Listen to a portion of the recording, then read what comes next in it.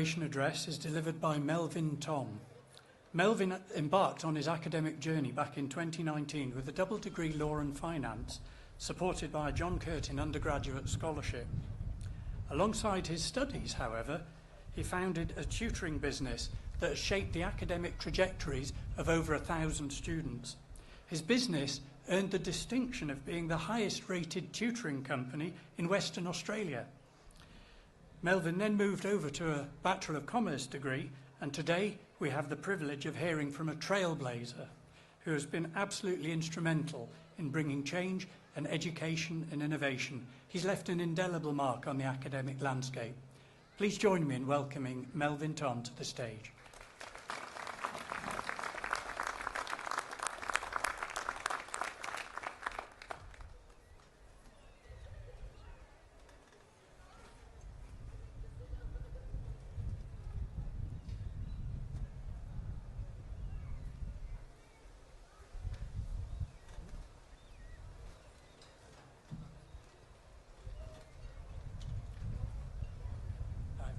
Go to the centre, Mike.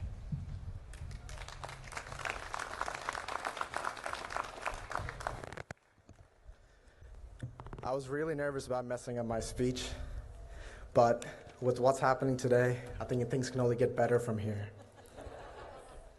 Dear fellow graduates, we've crossed the finish line, but we possibly could not have done it alone. Our friends, our family, our teachers, they've all worked together to make this day happen. Can we give them a big round of applause?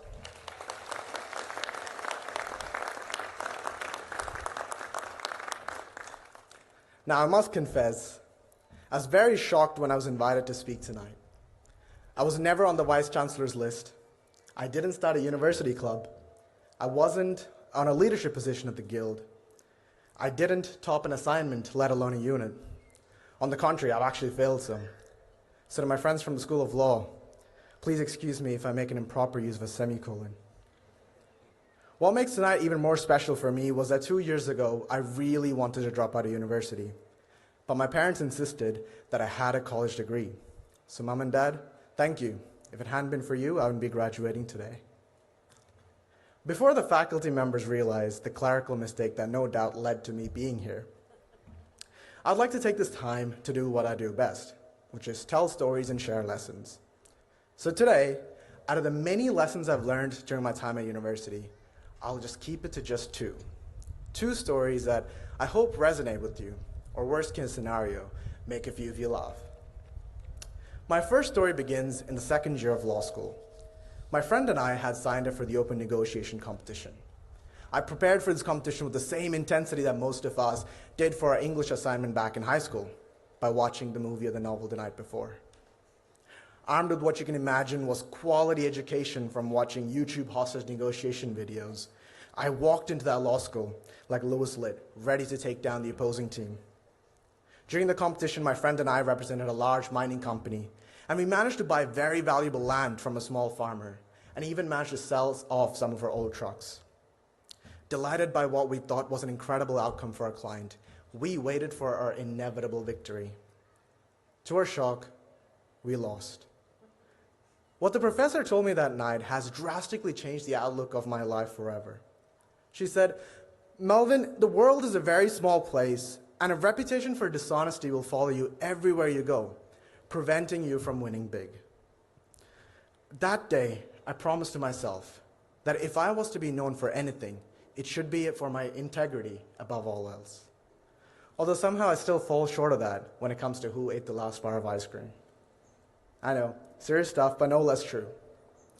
The next lesson I learned was in a final project for a unit I took 2 years ago called Enhancing Your Business Mind. The title is a misnomer, as it was actually a 12-week course of self-reflection.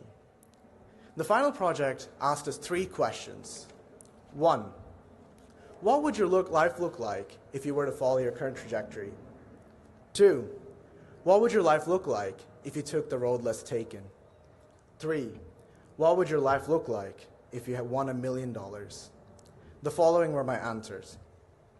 1, if I were to continue my current trajectory, I'd graduate in 2 years with a double degree in law and finance, get a graduate role in the Big Four, and pursue a career that would offer me both prestige and stability. Option 2, the road less taken.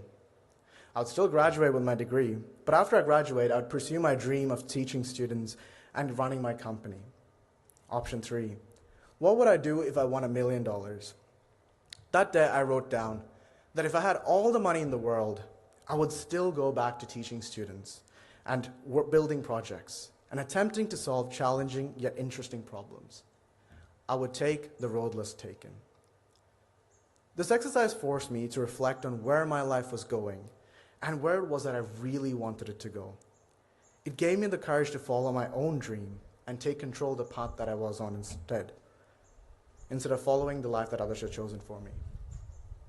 So of all the lessons I learned at university, why did I choose these two? And the answer is simple. In front of me sit the future change makers, law and commerce graduates, each of you armed with your own aspirations and talent. You see, the lessons I learned of integrity and courage are not just personal anecdotes. They represent a universal truth, a call to each of you adorned in your caps and gowns to ponder deeply upon the impact that you wish to imprint on this world. The world needs your brilliant minds, not to perpetuate the status quo, to challenge it, to improve it. Whether it be in courtrooms or boardrooms, or the myriad avenues which your careers will inevitably take you, just remember, your choices have power. Our world, rife with challenges from global conflicts to environmental crises, need more than just conventional solutions. It demands innovative minds and courageous hearts. Minds that don't just excel in their professional careers, but also question and innovate and strive to make a difference. Hearts that don't just seek personal gain, but are driven to a greater good. Let us not forget that history is full of stories of individuals who dared to step off the beaten path. They were not content with the status quo and chose instead to forge their new trails. Their contributions, be it in science, technology, or social reform, have been a pivotal role in shaping a better world. Like them, we too have an opportunity to leave a lasting impact. Once again, class of 2024, congratulations on this incredible achievement.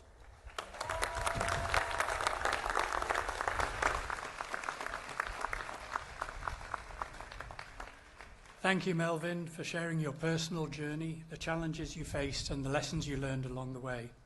And in doing so, you've also reminded us that the road to success is often a journey filled with twists and turns, needing integrity and courage, which you demonstrated. Your honesty, your insight, and your willingness to share your experiences is a testament to your values. And we wish you all the very best for your onward journey, and we will see Melvin shortly when he comes back to collect his certificate. So please join me in thanking Melvin once again.